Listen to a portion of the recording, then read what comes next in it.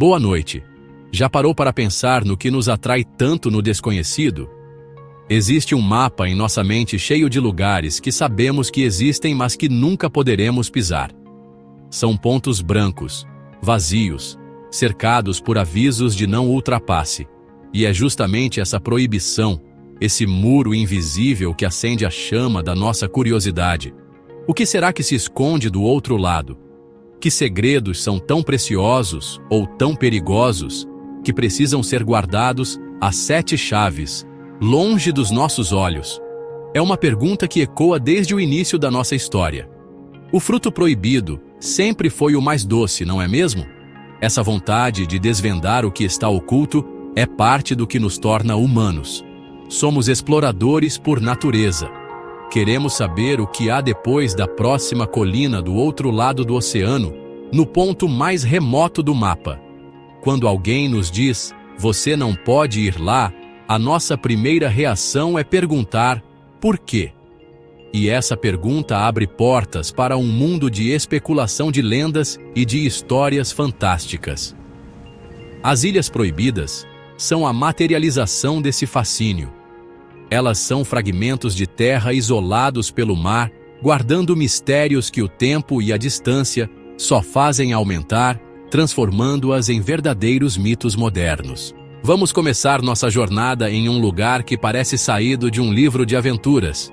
No meio do Oceano Índico, na Baía de Bengala, existe uma pequena ilha coberta por uma densa floresta. Seu nome é Ilha Sentinela do Norte. Olhando por cima, parece um paraíso tropical, águas cristalinas, praias de areia branca, um convite ao descanso. Mas esse convite é uma armadilha mortal. A ilha é o lar de um dos povos mais isolados do planeta. Os sentinelas. Eles vivem ali há dezenas de milhares de anos, talvez 60 mil anos, em um isolamento quase total do resto do mundo. E eles deixam bem claro que querem continuar assim. O primeiro contato registrado ou tentativa de contato é sempre uma história de tensão. Qualquer um que se aproxime demais de suas praias é recebido da mesma forma, com uma chuva de flechas lanças. Eles não querem presentes, não querem nossa tecnologia, não querem nossa ajuda. Eles querem ser deixados em paz. E essa hostilidade não é gratuita. É um mecanismo de defesa afiado por séculos de autossuficiência e talvez por encontros traumáticos no passado. Eles são os guardiões de seu próprio mundo, uma cápsula do tempo da Idade da Pedra que sobreviveu, intacta, até o século XXI. O governo da Índia, que tem jurisdição sobre a ilha, entendeu o recado.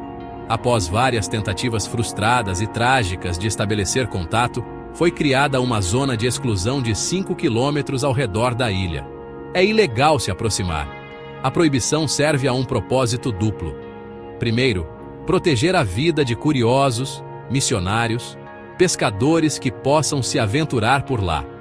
O caso do missionário americano John Allen Chau, em 2018, que foi morto ao tentar desembarcar na ilha, é um lembrete sombrio desse perigo.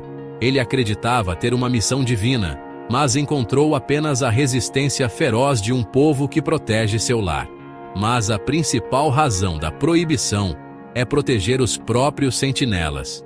O isolamento de milênios os deixou sem imunidade a doenças comuns para nós, como um simples resfriado, uma gripe. Um único vírus levado por um visitante poderia causar uma epidemia e dizimar toda a população, estimada em poucas dezenas ou centenas de indivíduos. Seria um genocídio não intencional. Portanto, o muro que os separa do mundo não é apenas para nos manter fora, mas para manter nosso mundo perigoso longe deles. Eles são, talvez, as pessoas mais livres do planeta, vivendo sem conhecer nada do nosso mundo complexo. E o preço dessa liberdade é o isolamento absoluto. Agora, vamos para mais perto de casa. A cerca de 35 quilômetros da costa de São Paulo, no Brasil, existe uma ilha que, à primeira vista, também parece um paraíso. É a Ilha da Queimada Grande. Um nome que já dá um arrepio, não é?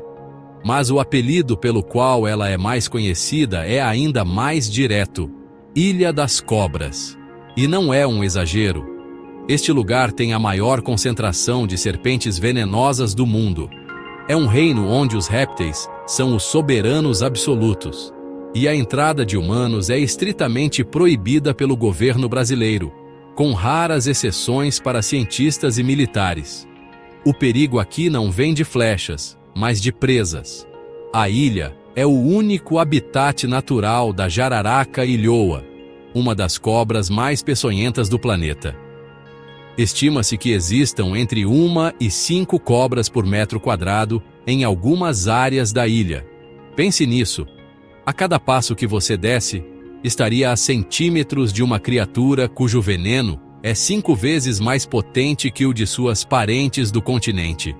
Esse veneno é tão poderoso que derrete a carne ao redor da picada, causando necrose, falência renal, hemorragia cerebral e morte rápida. É uma adaptação evolutiva para caçar seu principal alimento, aves migratórias. Há cerca de 11 mil anos, no final da última era do gelo, o nível do mar subiu e isolou a então colina do continente, transformando-a em uma ilha. Uma população de jararacas ficou presa ali. Sem predadores terrestres e com uma oferta limitada de alimento, basicamente as aves que pousavam na ilha para descansar, a seleção natural fez seu trabalho de forma implacável. As cobras que conseguiam subir em árvores e que tinham um veneno de ação ultra rápida foram as que sobreviveram e se reproduziram. O resultado é um ecossistema único e aterrorizante. A jararaca ilhoa evoluiu para ser uma caçadora arbórea perfeita, com cor dourada e veneno fulminante. Como todo lugar proibido, a Ilha da Queimada Grande é cercada por lendas assustadoras.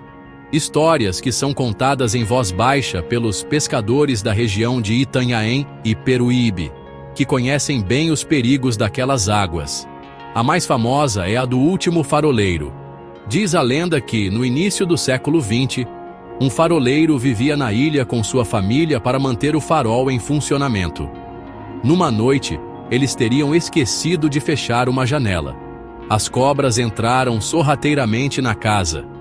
A família, em pânico, tentou fugir correndo para o barco na praia, mas foram picados um a um pelo caminho, no escuro. Outra história conta que o faroleiro foi encontrado dias depois, morto dentro do próprio farol, cercado por cobras. O fato é que o farol hoje é automatizado. A Marinha do Brasil faz a manutenção uma vez por ano, uma operação rápida e tensa, que exige o máximo de cuidado e equipes bem preparadas. A ilha venceu. Existem também contos de piratas e tesouros guardados por serpentes, uma história que parece saída de um filme. A explicação científica do isolamento pela elevação do mar é mais plausível, mas o veneno poderoso também é motivo de cobiça, com potencial para a indústria farmacêutica. Isso cria mais um motivo para a proibição e a vigilância, proteger a espécie criticamente ameaçada e o frágil ecossistema da ilha. Nossa próxima parada é na Itália, em um lugar que parece pacífico, mas cujo passado é de arrepiar. Bem perto da bela e romântica Veneza, existe Poveglia. Os pescadores locais se recusam a passar perto, com medo de que suas redes tragam ossos humanos. Poveglia é conhecida como a ilha mais mal assombrada do mundo. Durante o Império Romano e a Peste Negra, a ilha virou lazareto.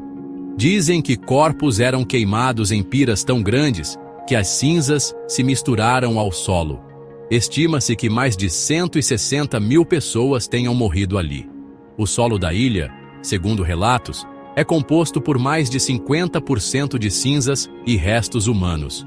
É um cemitério em massa, sem cruzes nem nomes. Imagine a energia desse lugar. Imagine o desespero de ver Veneza tão perto e, ainda assim, inalcançável. Em 1922, os prédios viraram um hospital psiquiátrico. Pacientes relatavam ver fantasmas e ouvir sussurros. A lenda fala de um médico sádico que realizava lobotomias com ferramentas primitivas, martelos e cinzéis. Atormentado, teria subido à torre do sino e se atirado para a morte. Uma enfermeira disse que ele não morreu com o impacto. Uma névoa teria surgido e o sufocado. O hospital foi fechado em 1968 e, desde então, Poveglia está completamente abandonada. O governo proíbe o acesso por instabilidade das ruínas. Tornou-se ícone para caçadores de fantasmas. Relatos de sussurros, vultos e gritos inundam a internet, alimentando sua fama macabra. A proibição transforma a ilha em um monumento ao sofrimento, um lugar onde o passado não passa.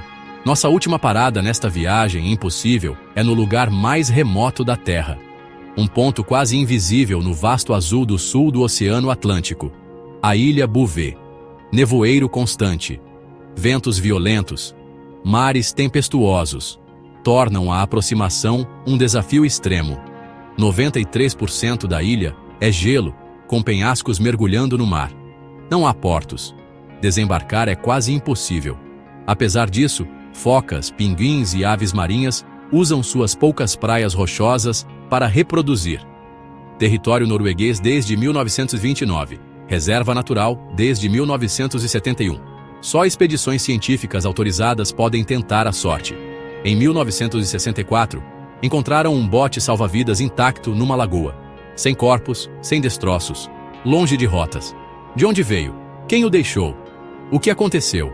O mistério nunca foi resolvido.